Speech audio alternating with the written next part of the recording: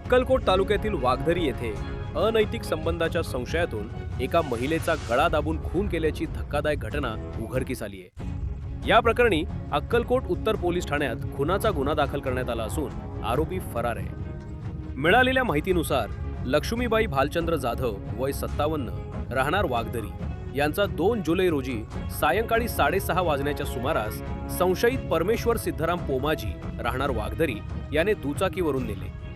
दोघांमध्ये वाद झाल्यानंतर आरोपीने महिलेचा गळा दाबून तिची हत्या केल्याचा आरोप आहे। घटनेनंतर पुरावा नष्ट करण्याच्या उद्देशानं आरोपीनं मृतदेह शेतातील पडीक विहिरीजवळ टाकून दिल्याचे पोलीस तपासात समोर आले आहे। यापूर्वीही आरोपीनं महिलेला जीवे मारण्याची धमकी दिल्याची माहिती पुढे आली आहे। या प्रकरणी अक्कलकोट उत्तर पोलीस ठाण्यात खुनाचा गुन्हा दाखल करण्यात आला असून सहाय्यक पोलीस निरीक्षक पन्हारकर यांच्या मार्गदर्शनाखाली तपास सुरू आहे। पोलीस निरीक्षक पवार व सहाय्यक पोलीस निरीक्षक पन्हारकर यांनी घटनास्थळी भेट देऊन पाहणी केली असून फरार आरोपीचा शोध सुरू आहे।